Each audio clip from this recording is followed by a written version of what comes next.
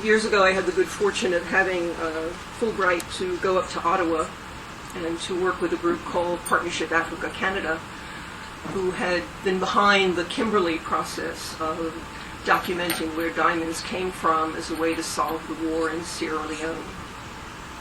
And they had the idea that it might be possible to do something about what was going on in the Congo if there was the same kind of responsibility and chain of command over where products originated and where they were sold in the eastern Congo for products like coltan, which go into everybody's cell phone. And so I got very interested in the Congo. I then spent 2 years reading the Congo literature, which is enormous. And I have to say that the Congolese, given how badly they were treated by the Belgians and how little education, I mean, there was nobody with a college degree when the Congo became independent in 1956, that they produced such brilliant scholars who've turned out such extraordinary work, that there was nothing about women. It would drive me crazy. I would read these files. I was at the British Library reading 500-page volumes for the one paragraph that mentioned women. So you'll see a little bit of historical background in what I'm going to present to you here. And this really is a marvelous opportunity, and I'm hoping for a lot of feedback because I just signed a contract with Routledge to publish this work. And it's very much a project in process. So I want to focus this afternoon on the impact of the ongoing conflict in the eastern provinces of the Congo. So there's the Congo, now the largest country in Africa since the Sudan was split. And this is a more detailed map of the Congo, and the areas that I'm interested in are here, called the Kivus, and they're right on the border of Uganda, Rwanda, Burundi. Down here is Tanzania. And by the way, note how far to the west Kinshasa, the capital, is. This is a country that, as I'll show you, really got split in half. I thought it might be useful to have a little history, just to remind you that this is a different history from the east and the west of the Congo. The west opened to the slave trade much earlier. The east actually settled in the mid-19th century as the Zanzibaris pushed west, looking for trade in ivory in particular, but also in slaves, with a much longer history of slave trade out of East Africa than West Africa. And of course you've all, I'm sure, read King Leopold's Ghost, and you know the history of the Belgian king in the Congo, followed when he could no longer withstand the pressure from the west of the appalling things he was doing there, turned the colony over to the Belgian state, so it became a colony of the Belgian state, and was ruled together with Rwanda and what is now Rwanda and Burundi. When the Congo became independent, there was immediate bloodbath. Lumumba, who had, by the way, not a college education, but was given some training as a postal clerk, that he, as you know, was murdered. That the, let's go back and show you this part. Oh, it does that. This part of the country, Katanga, tried to secede. Of course, you all know about the CIA involvement in that. And then it had the misfortune of being taken over by Mobutu in a coup d'etat. And misfortune is something that happens a lot in the Congo. Leopold's rule was certainly a misfortune. But to think that the West actually stopped King Leopold but wouldn't stop Mobutu, but in fact facilitated his rule, seems unbelievable. He was finally overthrown in a war that started from the east, from Rwanda, with the spillover of the genocide of 1994 into the Congo, which already had a settled population of Rwandans. Very soon, the backers of Kabila, who was leading this revolt against Mobutu, were dissatisfied with him and decided to launch a second war. And people talk about these series of wars from 1996 as being the first African World War, because so many African states were involved. After many attempts at resolving the conflict, which failed, there finally was a decision in 2003 to sign a peace treaty and to end the conflict. But the conflict has never ended in the eastern Congo. I read every week a consolidated bulletin of news from the Congo, which is put out by somebody in Belgium. And the most recent news is that there is renewed fighting both in Katanga and in the Kivus. My theme today is the violence of production. And my argument is that protracted conflict over 3 decades in eastern Congo has profoundly altered livelihoods, not just in the ways in which men and women earn their living. In other words, I'm not just looking at what their employments are, what their occupations are, but as Carol mentioned earlier, the entire environment, social, community, legal, political, security, and economic environment in which they work. The wars of 96 to 98 and 98 to 2003, following decades of Mobutu's disastrous rule, had completely transformed the physical infrastructure of the Congo. It was decayed and corrupted under Mobutu, physically cutting off the eastern part of the country from the west. The eastern part of the country had been the supplier of most of the foodstuffs to Kinshasa, and that was completely stopped. It was stopped for several reasons, one of which is that, as I said, it was the first African World War. The other African countries that came in didn't waste any time. You know, they set up their economic connections, their networks for sale of their own goods in Kinshasa, and supplied Kinshasa with all of the products that had come out of the eastern Congo earlier, and now could be supplied more cheaply by countries like South Africa and Zimbabwe. In the period of Zairianization, which was what Mobutu called a nationalization, a very complicated period, which he essentially privatized, called it nationalization. He privatized everything by selling it off to his cronies, who ran everything into the ground. But it was a period in which there already was, as Janet McGaffey has shown us, a turn, a real pivot of trade from the West, from that connection with Kinshasa, to the countries on the East. So the trade was across the borders into Uganda, across the borders into Burundi and Rwanda. And what was so interesting about that trade was that it opened new networks and possibilities for women to do long-distance trading. And that was really the center of the work that she did, which was so interesting. I'm going to start with agriculture because the Congo was an agricultural country, and that was the occupation of the majority of the population. And as you know, in most of Africa and in the Congo as well, women produce most of the work and most of the farm products. It's really their labor which is at the center of this. And I want to stress, excuse me, I think I'm a little frog in my throat. I want to stress the importance of colonial production here,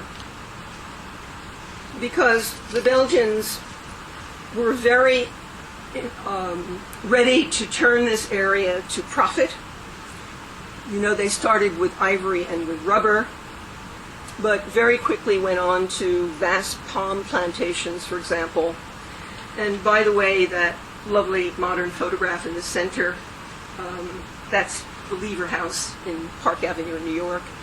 And the Leverhulme story has been told in another book about another ghost of how this is actually British, went to the Congo to open these palm plantations. In the whole colonial period, labor was practically slave labor. The army did the recruitment. People worked wearing chains. Most of them were not paid. Certainly women weren't paid for their work. But this transformation of palm fruit into palm oil, which is, if you look at it, look at the ingredients of a lot of products that you eat, you will see palm oil in many of them, including a lot of cosmetic products as well. In addition to palm oil, they also produced rice, sugar, coffee, and tea, and these were all major exports. Mobutu really changed this thriving economy from the 1970s when he rewrote the laws regulating land ownership, and he nationalized agribusiness, but not Unilever, by the way, and turned over their management to his cronies. And as I say, they ran it into the ground. But the new laws did something else. They really infringed on women's traditional use rights to land, and they really disrupted food production. So McGaffey, as I've said, has documented the impact on women's market activities by describing what she called the rise of the second economy. Now, shadow economies or second economies or other terms like black market you might want to apply, they aren't necessarily illegal activities. But because of the corruption of Mobutu's regime, many of them did become, at least entwined with criminal activities, and certainly from the 1990s, that's what came to dominate almost all trade in the eastern Congo, beginning with the war and continuing to this day. There's been quite a lot written as to why the war has persisted, and going back to not just the Rwandan genocide, but to what was happening locally in the eastern Congo, because there were already outbreaks of war in 91, 92, 93, so this is before the genocide of 94. And they were clearly about land conflicts. They clearly were difficulties over who would control the land. And the land was both under agriculture, but also there was tremendous pastoral work. Huge herds of cattle. And this had partly to do with the Rwandan population that had settled there, who were kings of cattle. But also there were local pastoralists who had these herds. And of course there's a lot of conflict between the pastoralists and the herders.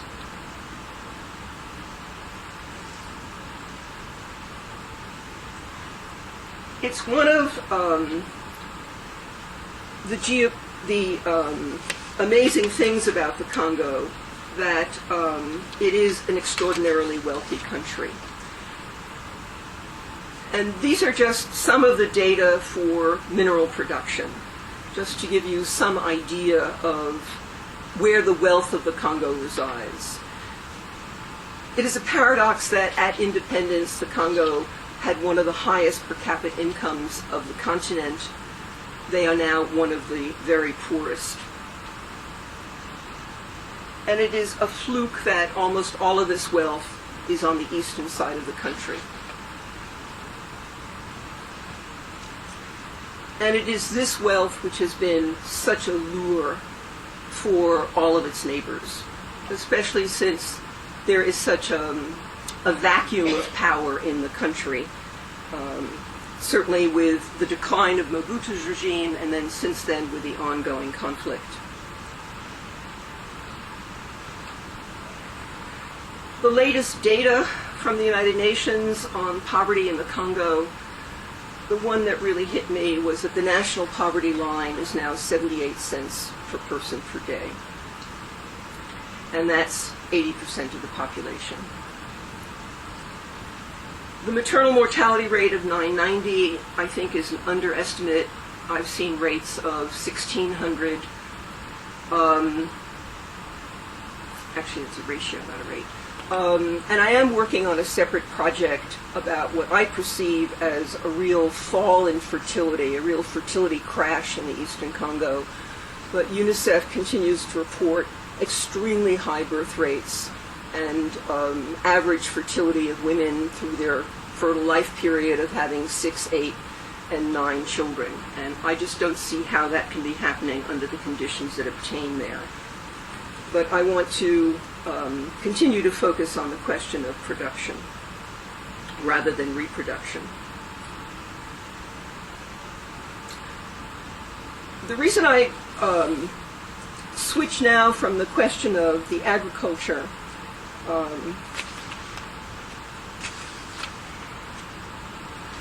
to look at mining for a minute is because with the collapse of agriculture in the eastern Congo, many people have turned to mining as their sole source of livelihood. So it's an enormous shift of people leaving farms, finding no markets for their produce, and deciding to go to the mine sites and to try and get a living there.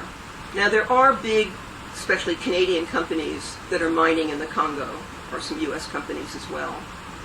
But a lot of the mining that I'm describing is in fact surface mining, it's illegal mining, it's alluvial mining, it's not deep underground. It's what they call artisanal mining, and it doesn't require fancy tools.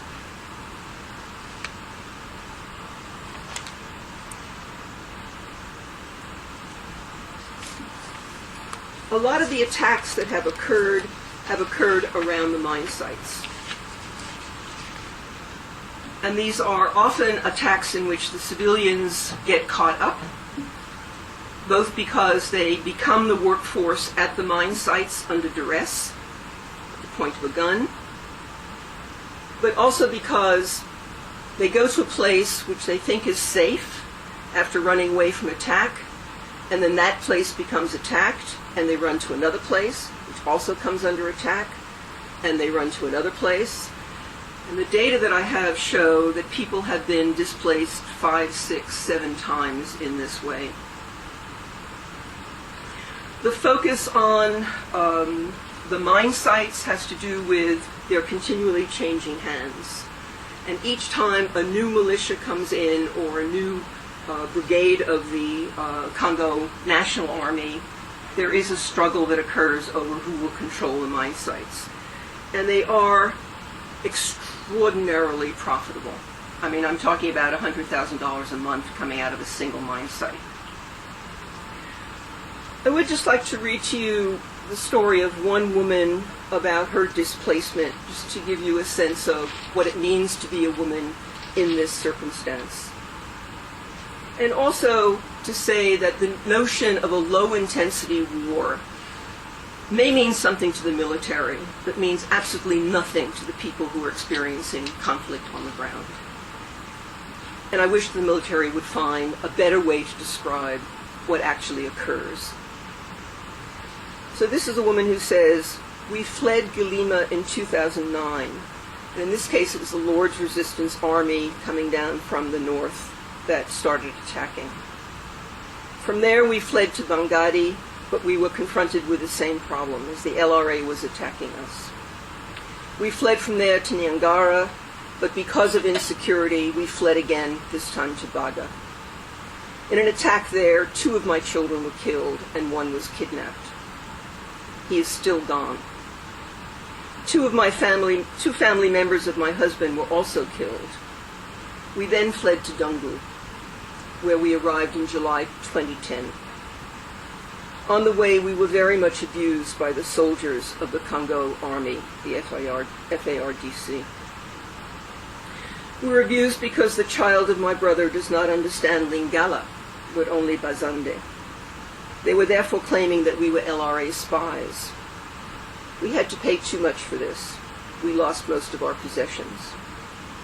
Once in Dungu, we were sleeping under a tree. Then someone offered us his hut. It was too small with all the children. We slept with 12 in one hut. We then got another offer to sleep in a house at a church. The house, however, was collapsing and the owners chased us away. He did not want us there. We then heard that some displaced had started a camp and we could get a plot to farm there. When we had settled there, it turned out that we were outside the borders of the camp and we were forced to leave. All that time, we couldn't farm, we couldn't dig, and we had no access to food. And then we found this site, where we have been staying ever since. And that's where the journalist interviewed her. So this woman's experience of repeated displacement is not unusual. This is a survey that was carried out in 2008 by a team from Berkeley and Tulane with the International Center for Transitional Justice. And it really conveys a vivid sense of what the Army calls low conflict, or low intensity conflict. But certainly the intensity for women's and men's children's lives is very great.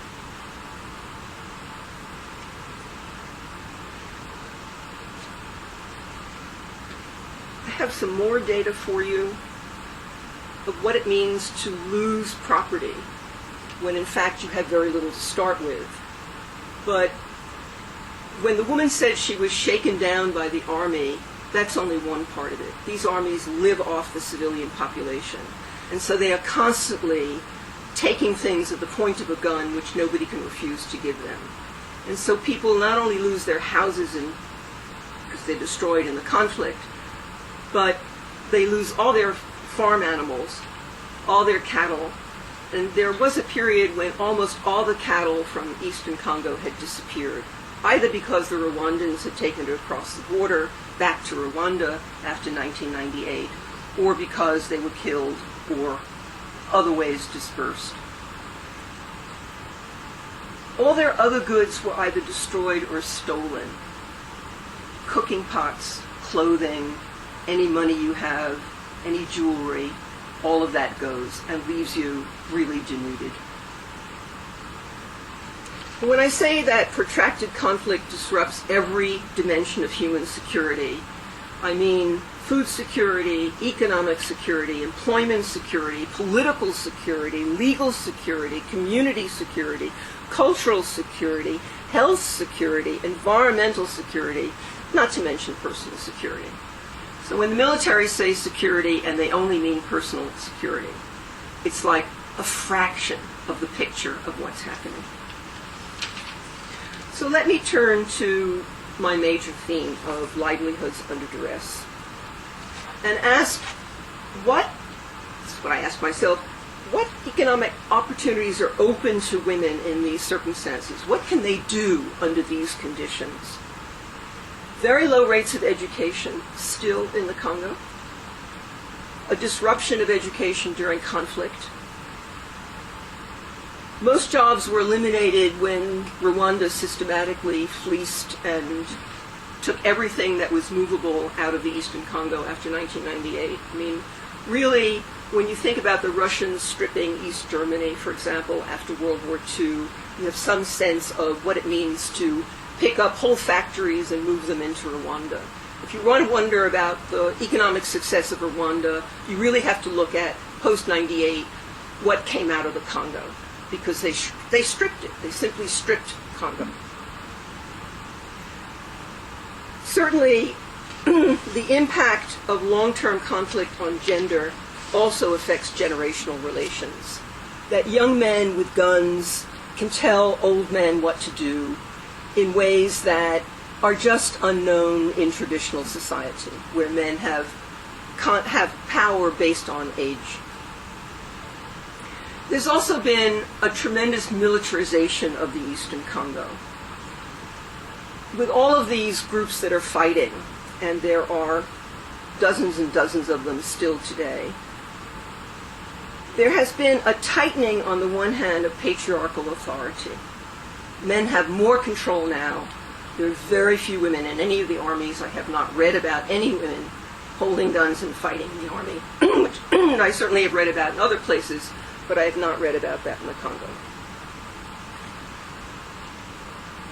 On the other hand, given the hardships, given the absence of men, given the reversal of relations between generations, women have new roles that they have had to assume, new roles that they have had to play in providing for their families. So I want to focus again on these two areas, first agriculture and then mining. So I've mentioned that the years of fighting really affected the political markets, the provincial agricultural markets, the possibility of trading with Kinshasa. In fact, the war effectively suppressed both supply and demand, interrupted delivery, and there was another consequence of the hyperinflation of currency. And although markets continued to function, the Kivus were increasingly segmented into discontinuous economies as a result of the deterioration of the road system and the presence of threats along it. By 2003, ordinary people had few financial assets, and war had left the Congolese franc as worthless. Price increases ranged from 300 to 400% for manioc, a staple food. And a consequence of hyperinflation was the devalorization of the local currency and the use of the dollar in its stead. And as anybody who's traveled knows, brand new $100 bills minted after 2006 are the currency of the realm, and that's what you travel with. And I have not seen any studies as to what this has meant to women, that a currency would change from a local currency to dollars. But it seems to me that there's a gendered study to be done of the dollarization of Eastern Congo. The other thing that's very clear is that long-term conflict necessitates a different organization of doing business. I've mentioned that the invading foreign armies established and left behind outlets for their own products, replacing local goods, further depressing production in the Kivus. But also, social networks changed. That people had to find new outlets for trade, for connections. Some were formal, some informal, some were legal, some illegal.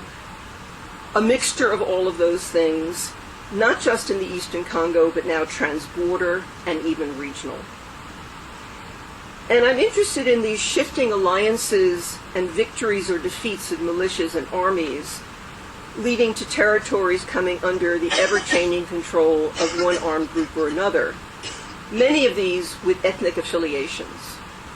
And so I'd like to know much more about women moving across ethnic groups and how they manage that, how they manage to learn other languages. I thought the story of the woman from Galima whose child was killed because he didn't speak Lingala and spoke only Bazande is a good example of the need to be multilingual in these conflicts, which one doesn't think about so much. I'm also interested in how unstable these networks are, both the physical routes that people traverse and the social networks. They're unstable and unreliable. So this is what markets look like now. People lining up along a muddy road. There are no proper markets, marketplaces. There are no covered stalls. They're wherever you can find some traffic to sell your goods. Part of the lack of infrastructure. And I just wanted to spend a minute talking about transport, because women are very caught up in this issue. In the United States, there are about 900 motor vehicles for every 1,000 people. In the Congo, there are 5 per 1,000. And of course, most of them are concentrated either in Kinshasa or in other large cities. The figure is particularly low in eastern Congo because the roads are nearly impassable. So this muddy road is a good example of what roads look like. The only thing you can do to move goods is to travel on foot. And if you travel with goods on foot, it means that You were either putting them on your head or on your back, shoulders. 19th century explorers knew a lot about using porters and having people move goods on their head in the absence of roads and vehicles. In one of those 500-page books, I came across a fascinating description which said, the men were very poorly clothed, and the women didn't wear much more either. Oh, there were women porters? Nobody ever told me there were women porters. But in fact, the British, for example, who were exploring for mineral wealth in eastern Congo, starting from Zanzibar and going across Tanzania, also employed women and used the women, in fact, as scouts to go ahead, to make sure there was food, to provide some kind of contact with the local people.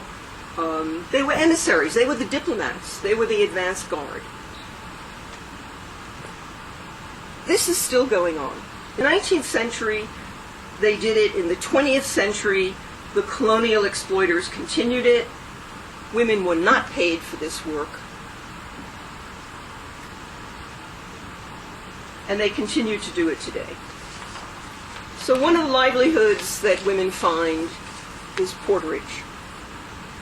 In Bukavu, women shuttle goods between the lakeside harbor and the market. They also act as a home delivery service for well-off shoppers. They carry everything from cassava and bananas, sugarcane or flour, to charcoal, sand, and firewood. The exploitation is extreme, as are corruption and corrupt taxation practices. So these principal routes on which the women walk are logical targets for militias. They frequently strip the women of the goods they're carrying, or they simply kill the merchants and traders. Sometimes they let them pass if they pay a tax. In fact, there's an all-pervasive system of taxation in eastern Congo. It's a kind of privatization of the public administration, which is quite fascinating. And I think that Theodore Treffon has written most brilliantly about this. Women hold too few of the administrative posts to be able to profit from this, but they certainly are the victims of predatory taxmen who fleece them as they enter markets to sell their goods, as they leave at the close of the day, and at any point along walking through the market to try and take whatever women have gotten from selling. It's a style of extortion which passes for administrative management, and it's a manner of transacting business which is different from corruption. And I want to say that the Congo is not a failed state in the sense that there is not a withdrawal of the administration in the Congo. It still functions. It just doesn't function in the way that you would think an administration would function. So, for example, a woman has a business for which she needs electricity and water in a town. If she pays the bill that comes to her, she never gets a receipt for it. So there's no sense going down to the office and paying the bill because she won't get a receipt. And she knows that somebody's going to come to her business to collect the money. So instead of paying twice, she learns to pay only once. And then what does she get for that service that she's just paid for? If anything breaks down, all the merchants in the neighborhood know that they have their own network of people who know how to repair things. And they pay collectively to bring somebody in to do the repairs. So there is an administration. It just doesn't function in the way you might expect.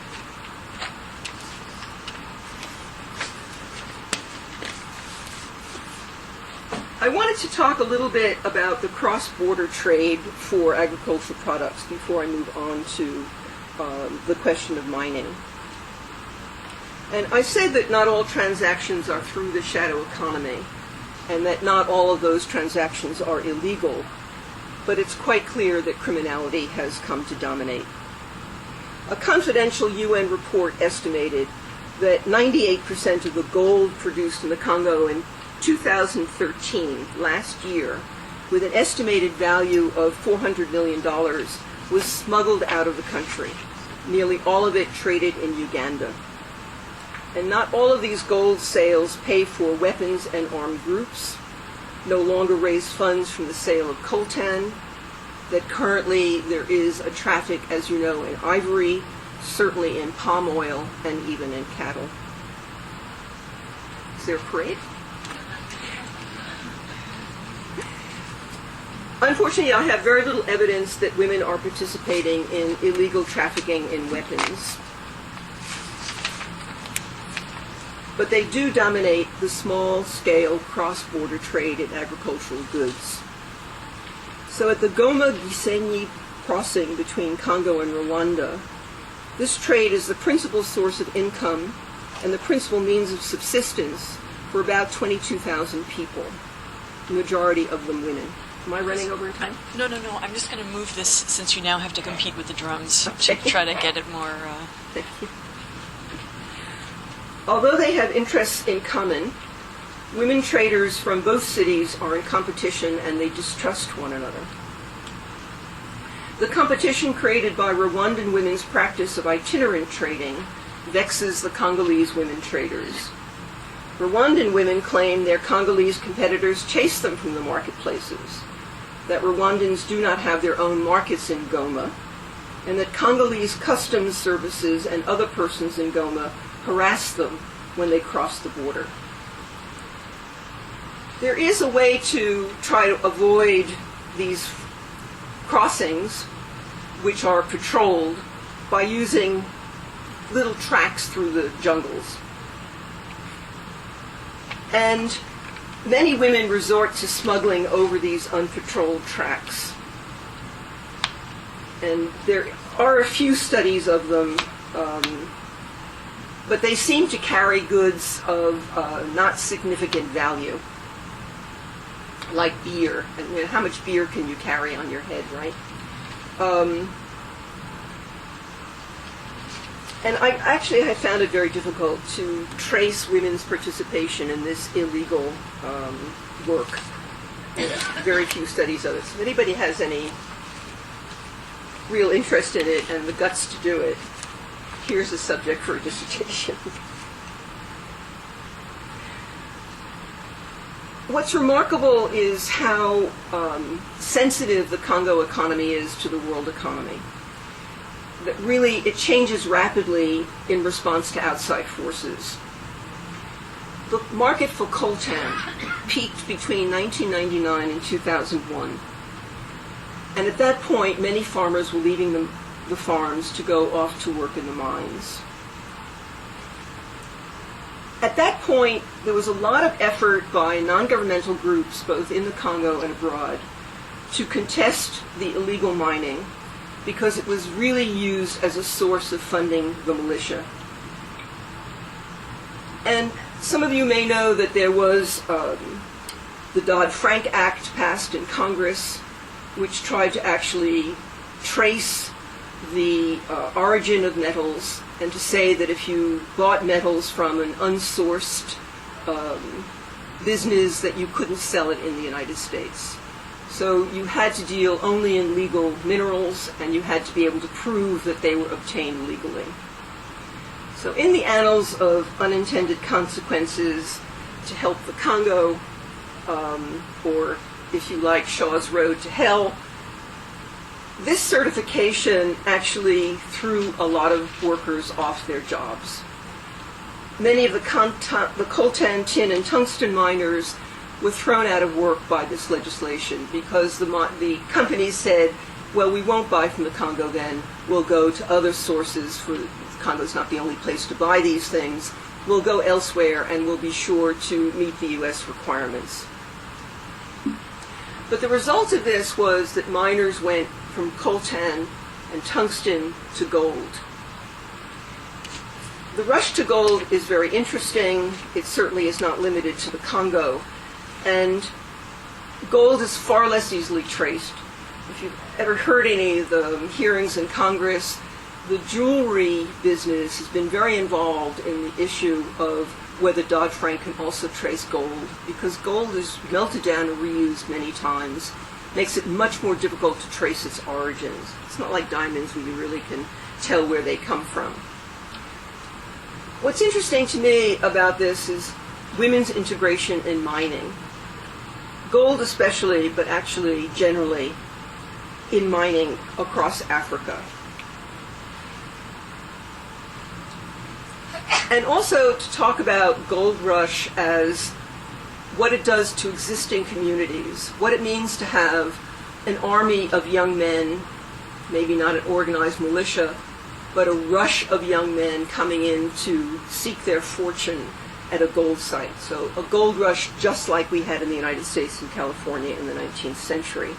What it does to local communities in terms of the safety of young women, in terms of the press on food supplies for that area, in terms of soaring costs of housing, in terms of the influx with the young men inevitably of gambling, of alcohol, maybe drugs, certainly guns, and surely a search for sex.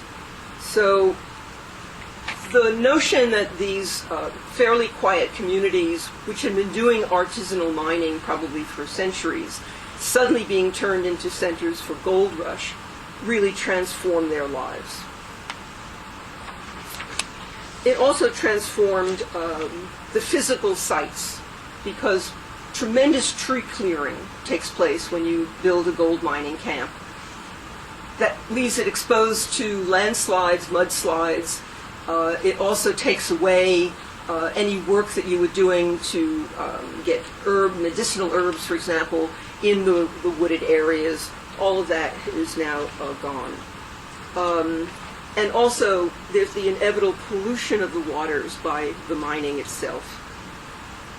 So gold mining has a very long history in the eastern Congo, going back to Belgian rule, when the police forcibly recruited men to work the mines, and the women were recruited to supply food to the workers.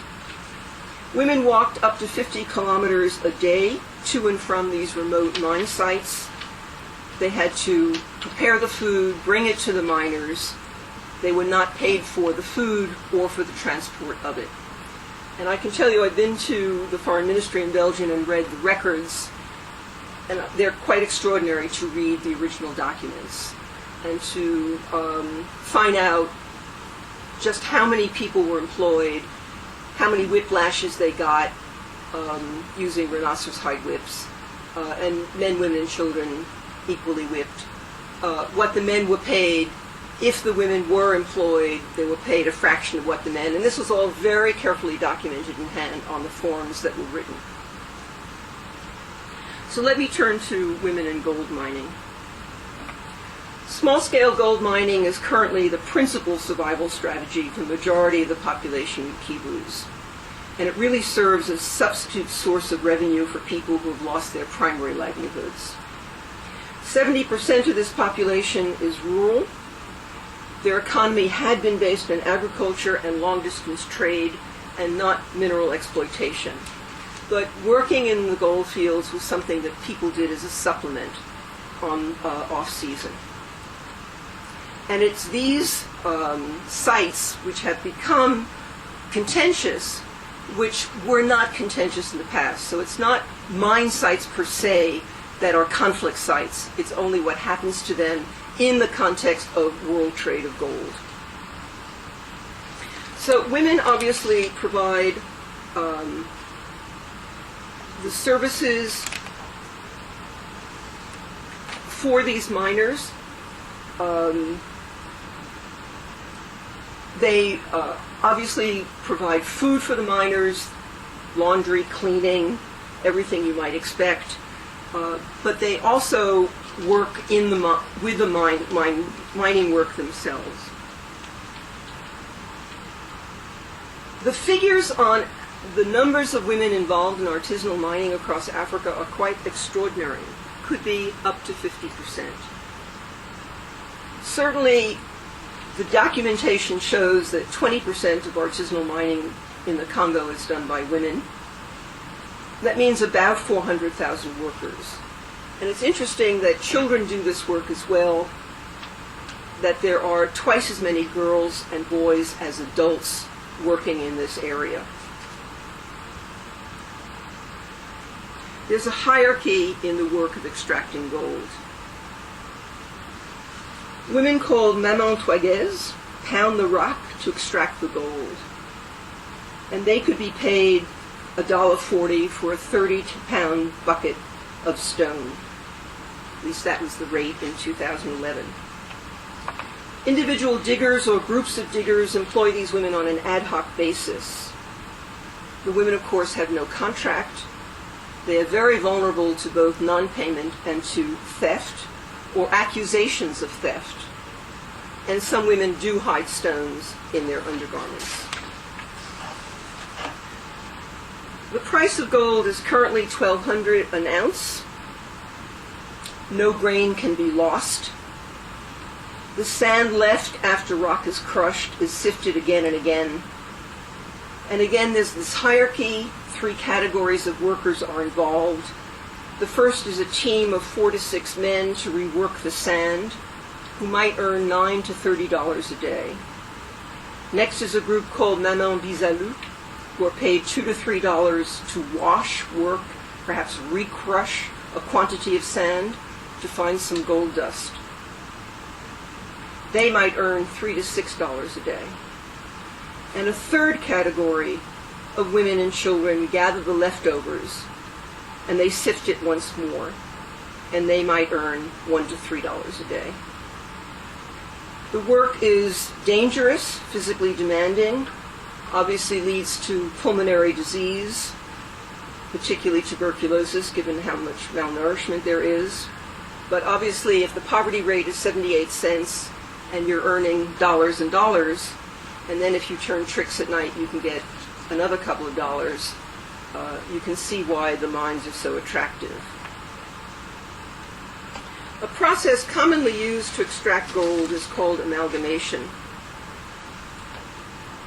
It's a task most often performed by women, and not just in the Congo, but across the gold industry.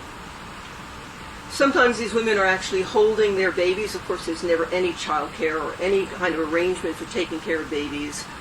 You can see that women are always carrying babies on their backs. Artisanal amalgamation uses mercury.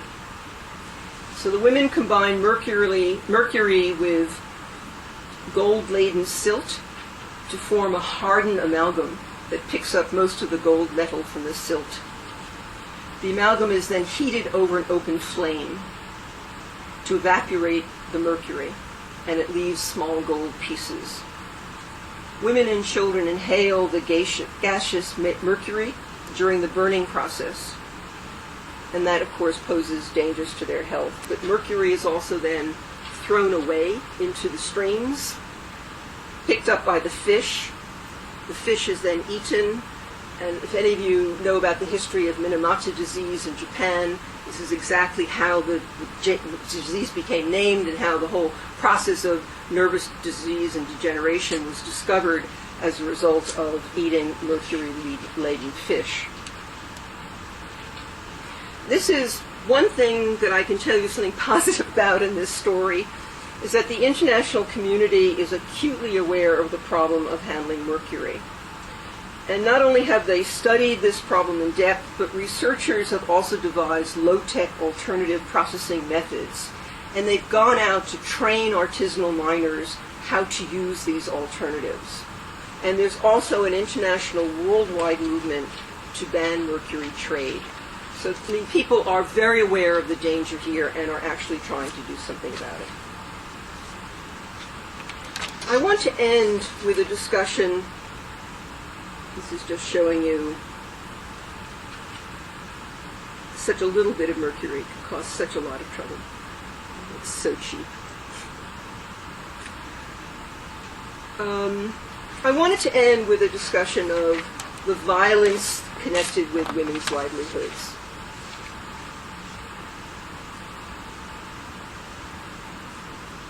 As I said, the peace accord was signed in 2003, but repeated reports of violent clashes and population displacement confirm that the violence is not at an end. And I mentioned that I read these reports. There was one that came out very recently naming 45 armed groups active in the Kivus alone, plus, of course, the undisciplined army. In the last weekly roundup that I read, there were attacks both in North Kivu around Lubero, Beni, and Masisi, and attacks in South Kivu around Ruzizi and Fizi. These are all sites of gold mining or transport. The Congo army has been most responsible for many of the rapes of women and many of the attacks on civilians. I should also mention that there are private armies or security forces employed by the big mining companies who never hesitate to use the Congolese army when it serves their purpose to put down anything like a protest over living or working conditions in the mines. So mines, which are currently the source of most people's livelihoods, are also sources of violence, dangerous to women, children, and men who work there. I want to emphasize that my analysis differs from one that looks at violence as a weapon of war, especially sexual violence as a weapon of war, which focuses on interpersonal violence. I'm trying to situate violence against women in relation to production. I'm trying to understand how violence is used to increase productivity and profits, and what happens to women involved in the production process. So violent economies are a fast track to profits. They're used by legitimate businesses that export minerals as well as agricultural products. It's also used by criminal organizations that smuggle weapons, wildlife, drugs, and people.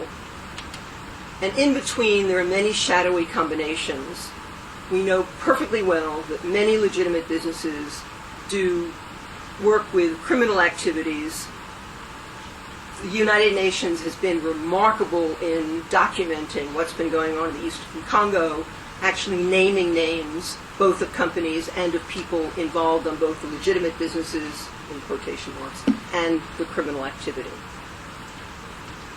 Violence is available to these businesses as a resource.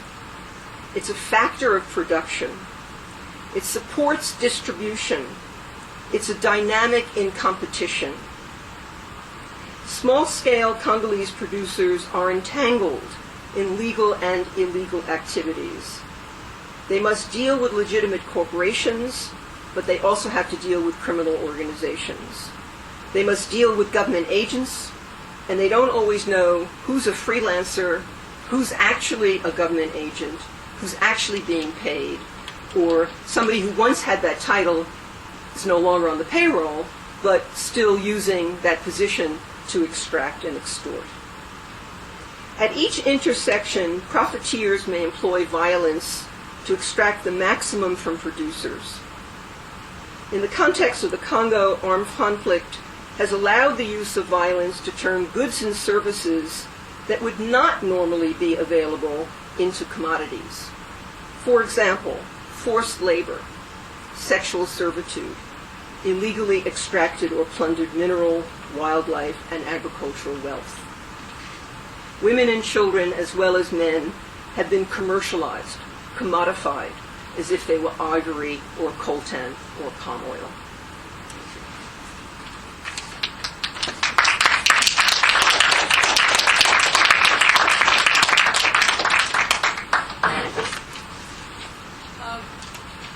We'll ask you to field your own questions and comments. I just want to say that when you have something to say, please raise your hand.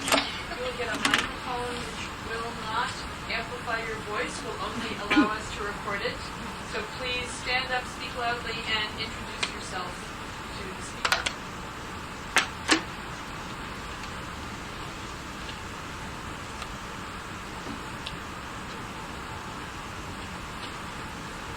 Yes.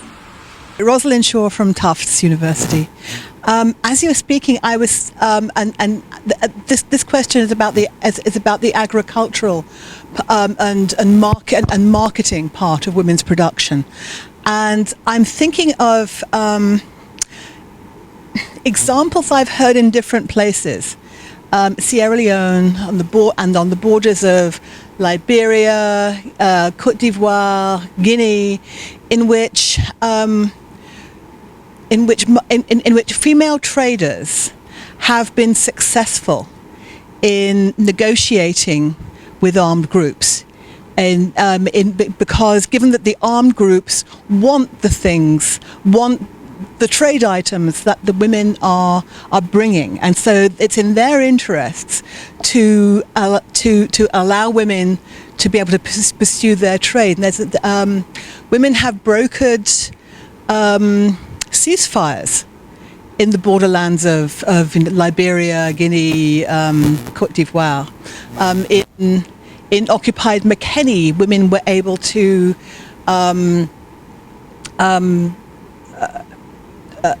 kind of stop the harassment of market women in order to allow markets to function. Are there any instances like that in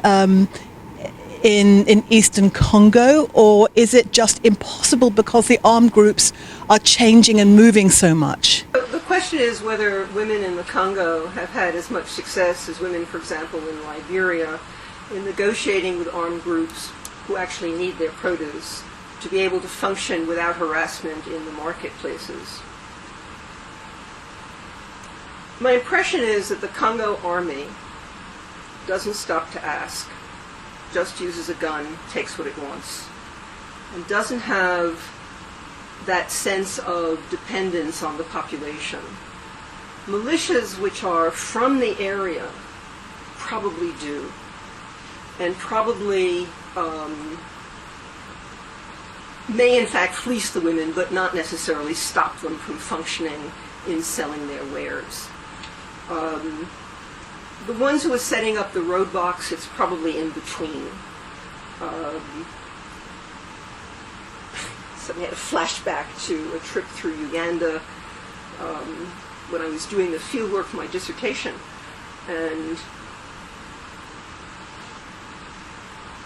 the mammy wagon was stopped by the army, and the women were carrying huge branches of bananas plantains to bring into the city, and they simply removed them all and sent the women on the way without their goods. I think that that sort of thing happens more frequently. You have to have some kind of infrastructure in which to be able to come together to negotiate. So the kind of thing that happens in Congo with the conflict between the Rwandan marketers and the Congolese marketers means that there isn't that kind of coordination, and not a possibility of having some kind of consensus among the women where they could bring to bear some kind of force or argument or whatever with the men to actually stop the harassment. But it's a really fast-moving scene. And what I read about, or what was written about 2001 is not what happened in 2005, and what happened in 2005 is not what's going on today. And there still is not enough being written about women in Eastern Congo beyond the rape scene, frankly.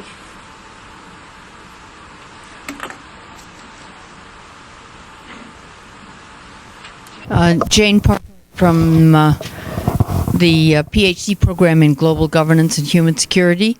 And thanks also for an amazing talk. I also am interested in two things. One is the role of the Rwandan refugees who've been in the area. They're not really refugees. Many of them are just have decided to move to that area for business reasons as well as maybe political reasons to get away from Rwanda itself, the government. But so I wonder about the role of the exiles from Rwanda, particularly, and also that region, Burundi and even Uganda, in the region, in terms of their relations with women and women traders? And are there any family situations where these traders are becoming married officially or unofficially, or at least living with local women? And is this affecting any of the gendered relations in the community? And is it also providing any way in which the women can perhaps use these outsiders as allies to protect themselves, or to deal with the kind of people who would come and take all their goods and stuff like that? So the role of the refugees. So the Belgians imported Rwandans in the 19th century as labor force. So the Rwandan communities in the Congo are very old communities, very well established. With independence and with conflict in both Rwanda and Burundi, there was successive waves of exiles coming into the Congo to mix with well-established communities. So you saw waves of them, 73, 50s and then 70s and then 90s. When the genocide, from the 1990 with Kagame's invasion from Uganda, there were recruiters going out to these communities, and for the first time they divided so-called Hutu from so-called Tutsi communities, which had never made that distinction among themselves before. They were Rwandaphone, Congolese. Mobutu took away their citizenship, which is another story, in the 70s, but they still wanted to be recognized as Congolese in the Congo. But many young people responded to the call of one side or the other in what became the genocide in the Congo. So the war, started by Kagame, started in 1990 and then ended with the genocide in 1994. So it was a long period of time. After that, there was this massive exodus of Hutu from Rwanda in 94. And Kagame used that as an excuse, saying they were harassing Rwanda from the Congo, to go after them. And that was actually the basis for the 98 war, was that Kagame said he was pursuing the génocidaires who had settled in the Congo. Kagame then used that as cover to strip eastern Congo. My understanding is that these communities were so large they did not intermarry. And one of the things in looking at, as I said, I'm doing this project which is the violence of production and the violence of reproduction. And part of the story of the violence of reproduction is intertribal competition of who can produce the most babies to solidify their implantation on the land, since it's about land conflicts at the root. And I think that the Rwandan communities, because so many of these militias are supported by Rwanda, so many of them are funded and armed by Rwanda, that the Rwandan communities, Congolese communities, are protected, and that's where the high rates of childbirth are probably coming from. But I haven't been able to document that yet. Still working on it. So my impression is that there's not intermarriage, that Congolese women who are not Rwandaphone are not profiting from the special relationship with Rwanda, and that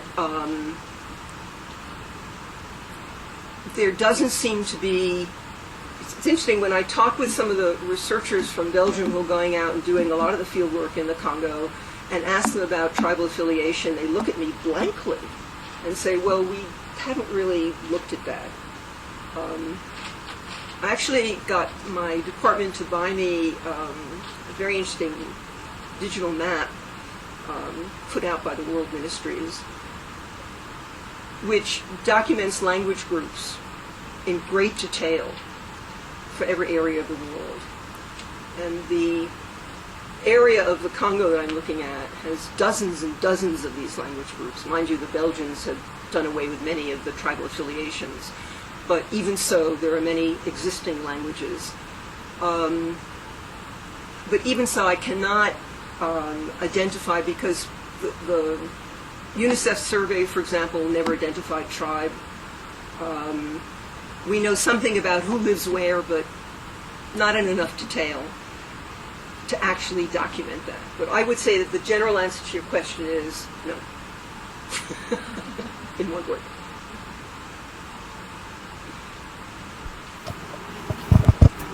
Hi, I'm Phoebe, the Associate Director of the Consortium. You kind of touched on this in some of your answers, but I'm really interested. You mentioned how there's not a lot of research on women in Eastern Congo, and I've heard you touch on your methodologies, but I was hoping you could talk a little bit more about how you get this kind of insider information when in a harder to access region, and from, women's stories and all of the research you're conducting. So I was at a meeting in Sheffield a couple of years ago, and there were some young women, PhD candidates, who, in a sense, came to the meeting asking for help in choosing topics for their research. And when I suggested that maybe they could look at some women's issues, or even if they weren't looking at women's issues, could they at least, when they talk about soldiers or adolescents or people, could they sort of gender them? Like, were they women or were they men? It made a difference. And I was chased out of the room. I mean, I don't know how else to describe what happened next, but it was quite appalling that these women clearly felt that they would not be regarded as serious researchers if they looked at women's issues.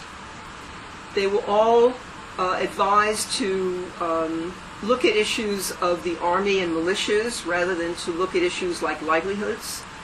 And the men, quite honestly, ridiculed my question. Like, where did that come from? Weren't we past that, was the implication. The other question you asked was about research methodology. And here I have to admit to my cowardice. So the last time I was there with an AK-47 pointed at my head, and I was able to buy my way out with these wonderful, magical $100 bills, I sort of felt that maybe I should turn this over to others. And I've had marvelous cooperation from young researchers, particularly around Kern Wessenlut. I'm sorry, I don't know how to pronounce these Belgian names.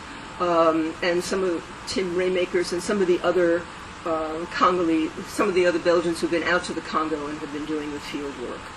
And they're very generous about talking with me, and sometimes they'll even go and find out answers to questions that I might pose. There is a very vast literature on the Congo, absolutely vast. So there's a lot to work from. And given how many women have gone out and interviewed women, I don't feel the need to do that. In fact, I sort of wish there were less of that and more of the kind of work that Stephen Jackson has done on, what is the cost of manioc in the market and what has happened with inflation and how people are buying in bulk. To buy in bulk means that you buy a kilo of something, or maybe half a kilo of something, and then you repackage it in thimblefuls of things because that's all people can afford. And this is why I'm interested in what happens with dollarization of an economy and what happens when the Congo franc fails. How do women calculate that margin of profit that they make over selling such a small amount of something? So I think that I wish people were doing more of that kind of work. But I'm a Catholic.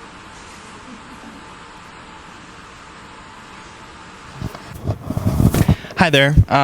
My name's Garrett Moore. I'm from Boston University, and as a nice follow-up to that, I wanted to ask, in regards to the community effect of Dodd-Frank 1502, what, from your research on especially the community-based research that you've done, what would be better efforts as to how to fix the effects of Dodd-Frank, if you will, whether it be focusing on trade through Uganda and Rwanda, the smuggling that you mentioned, working on peace or infrastructure of Eastern Congo? What would you say are good things to focus on? There's been some very interesting. The question was, if Dodd-Frank has failed, what would you do in its place? There's been some really interesting attempt to talk with miners and those who represent the mining communities to actually franchise them, to give them leases for the mining that they're doing so that they come out of the shadows, they're no longer illegal, that they have a real claim to the mines that they're working, and that in exchange for paying taxes, abiding by some laws, that they could also have legal documentation of the stakes that they have in this land. And that there's a belief that with that kind of documentation in their hands, that kind of legitimacy, that those workers would be able to sell their materials without having to go through the illicit trade routes. So that the gold would be sold to legitimate gold buyers, not be smuggled out to Uganda, that if it's sold through legal channels, then there is a taxation process, that there is money that then goes through the treasury of the Congolese government, and that there could be some development that comes out of that, which, in the best of all possible worlds, would be returned to those communities to invest in the infrastructure in those communities. Of all the meetings I attended in Kampala, that was probably one of the most interesting ones in terms of concrete proposals discussed in huge detail, in really nitty-gritty, what contracts should look like, who would hold them, how could you transfer land to them, etc. That was probably the most promising. The work that's being done by the civil society organizations, on the one hand, has to do with making local electoral officials accountable.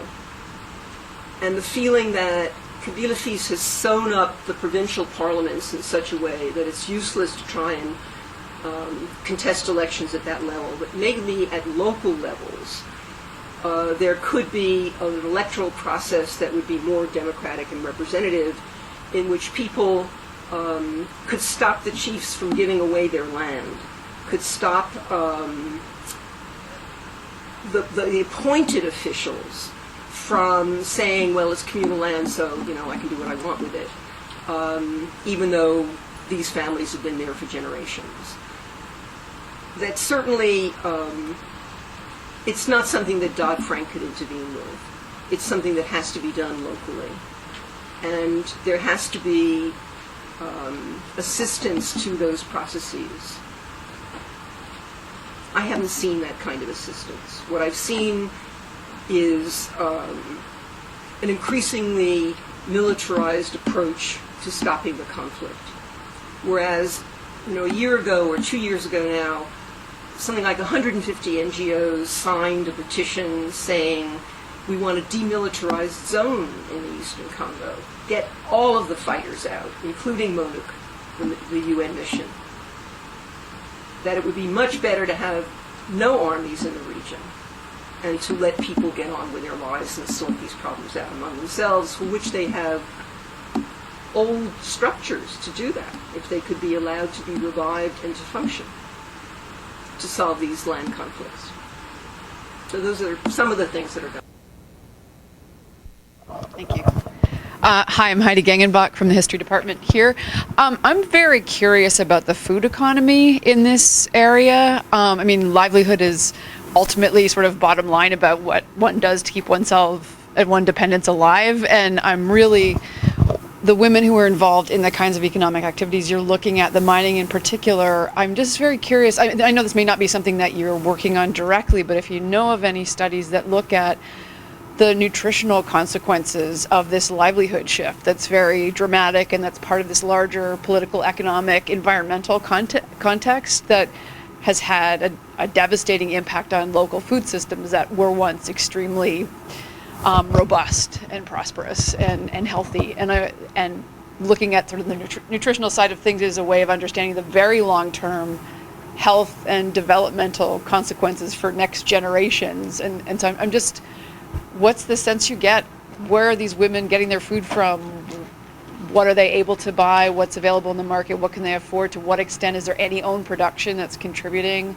What are their kids eating? I mean, is there anybody able to or doing work on those kinds of impacts at that level?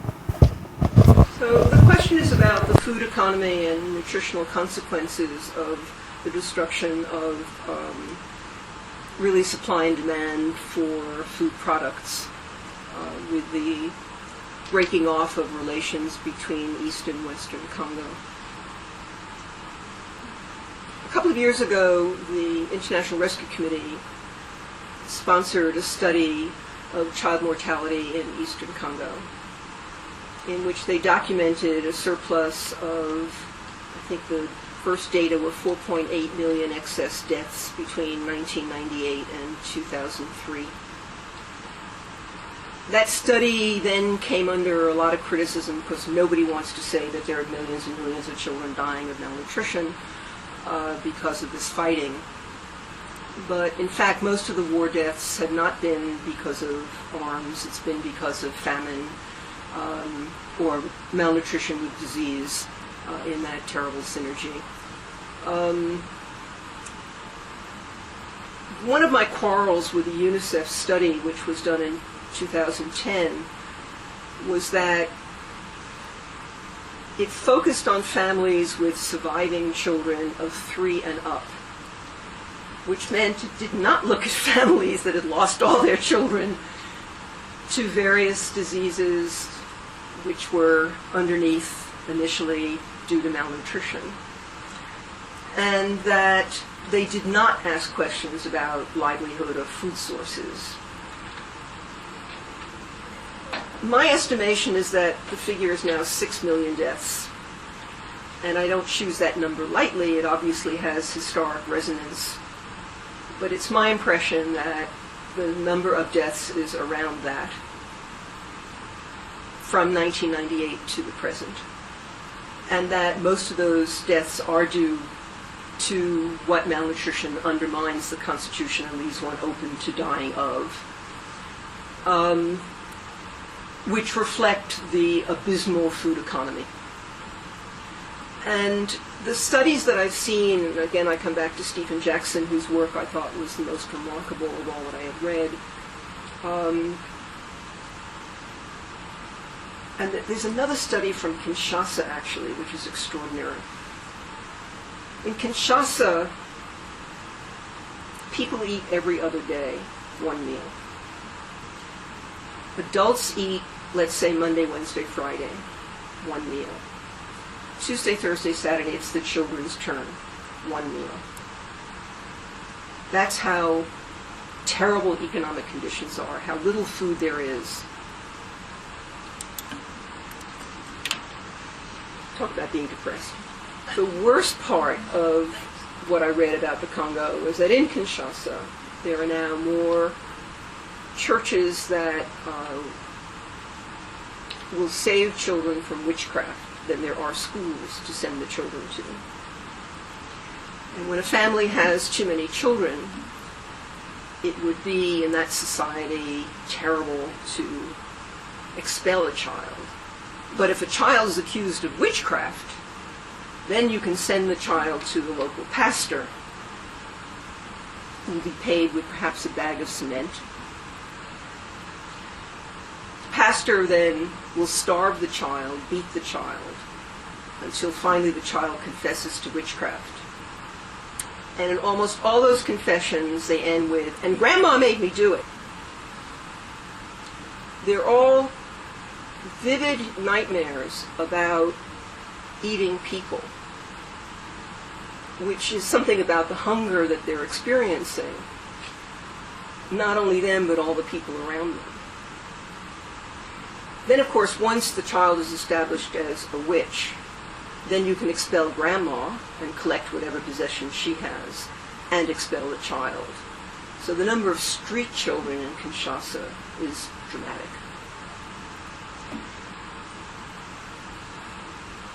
How can a country which is a wealthy agricultural country come to this? I don't know. It's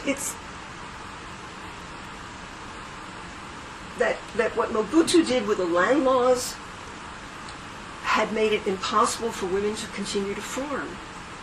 And if women aren't producing food, then there's no food to circulate in markets. There certainly isn't any surplus.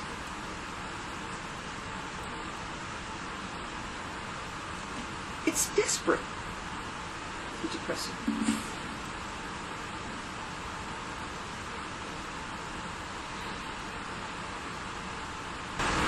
I know from looking at emails among interns after our speaker series that you all are thinking, even if not speaking up at the moment, and you shouldn't feel, this has been dominated by professors. I want to encourage students and interns who are sitting here thinking to speak up and ask your questions. Ask me something that'll inspire you, that we can't end on a depressing note like that, please.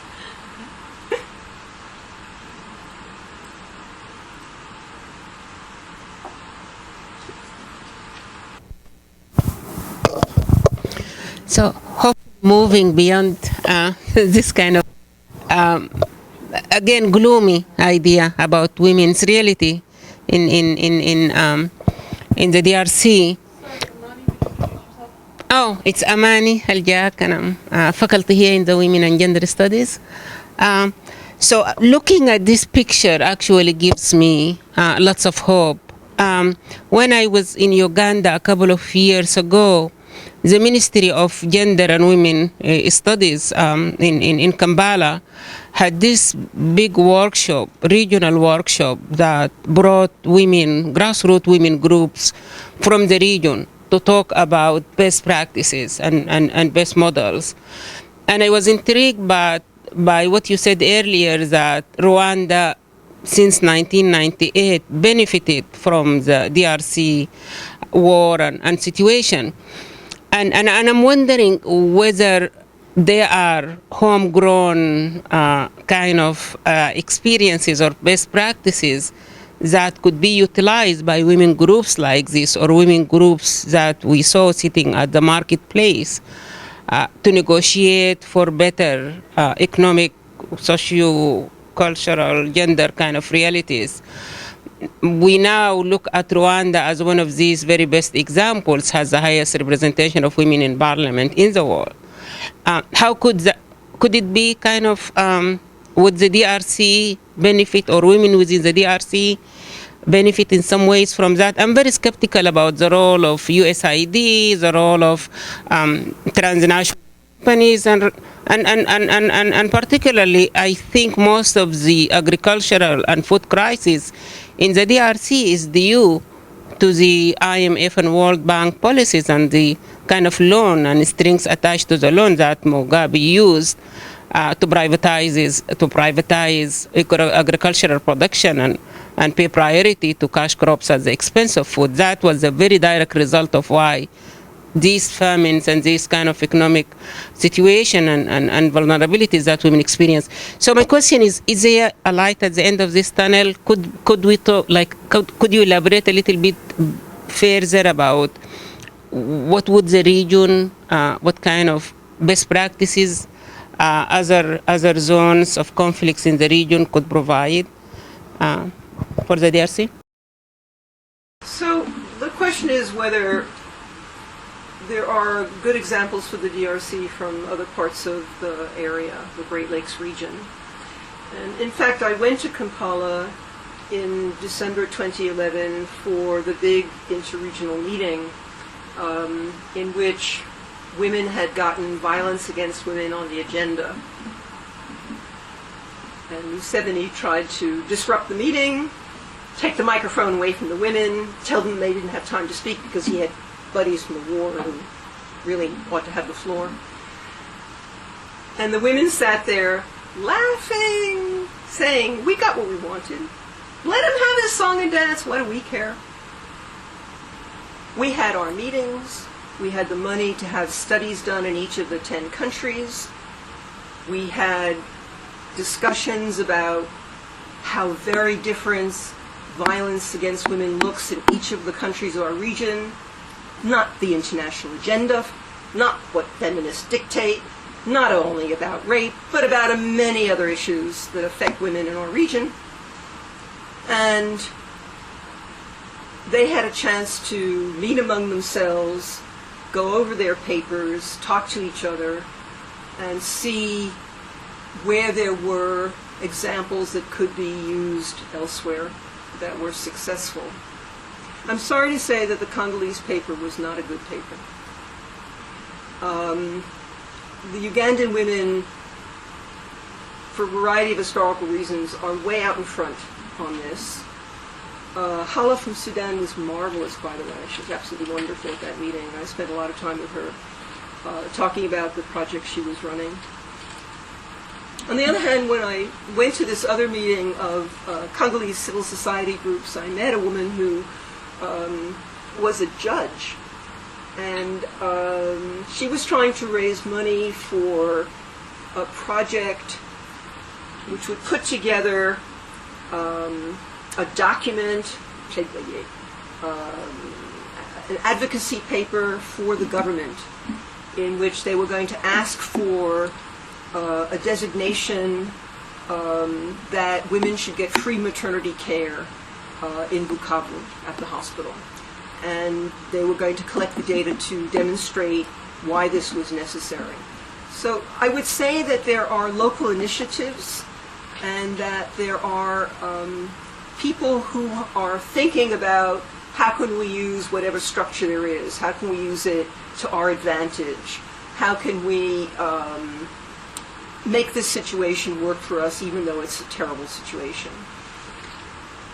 But the differences between Congo, Rwanda, Burundi, Uganda are so enormous that this notion that you could take someone else's experiences and apply them, I didn't see concrete examples of that. What I saw more was how our force together can move things, how we can acting together put certain issues on the agenda, how we can get heads of state to listen to these issues and promise to do something about them. And indeed, they got a resolution out of that meeting and a promise with, in fact, German aid to try to implement some of that. Great question. Thank you. Last option for intern or students. Questions. Thank you. My name is Yael, and I'm an intern here at the consortium. I was just curious, in your last answer, you were talking about how some of the women were criticizing feminists. And I was just wondering if you can elaborate on what are the criticism that these women, various women, has towards, I guess, Western feminism, apart from the focus on rape? Thank you. So at the meeting, one of the meetings I went to in Ottawa, I was absolutely dumbfounded to hear Julienne Lessange and some other Congolese women leaders get up and say, we're not giving you our information anymore. We're not going to share our information with you anymore. You've abused us. You've taken this information, publicized it for your own ends, like raising money for your own NGOs, and you haven't changed a thing for us on the ground. Nothing. And, I really took that to heart. What am I doing with all this information? It's part of why I don't want to go interview women anymore. So I would say that their objection is not to feminism. It isn't to Westernism. It's to specific situations of groups from the outside that come in. And this is done, as far as I know, throughout research in scientific circles. It's done in agricultural field. It's done in every field you can think of. People go in, they get their information. If you're lucky, they even tell people what the information has revealed, and then they leave. and they don't take researchers with them. They don't even do the analysis of the data on the spot so that people can learn how to analyze the data. They don't even publish in places where those people would have access to the information. And that's the kind of argument that I've heard people give. That it isn't, that you're a feminist, I'm not a feminist. Nothing to do with that. That you're Western, that I'm East. Nothing to do with that. It has to do with, what are you doing to help us? You're privileged. We're not. What are you doing to help us? What are you giving back to us? And I remember hearing that when I was a graduate student doing fieldwork in Tanzania, that people would come and say, first of all, you're talking about malaria in scientific terms that we don't understand, so talk to us in Kiswahili that we can figure out what you mean. Secondly, you're too lazy to go up there. They pointed to the top of the mountain. They said, your jeeps won't get up there, and you're not going to walk. But those people are much worse off than we are. So you haven't even done your work. And, it's that kind of a feeling that you're coming, you're finding out what you want to find out, and you're publishing what you want to publish for your own career, but you're not changing anything here.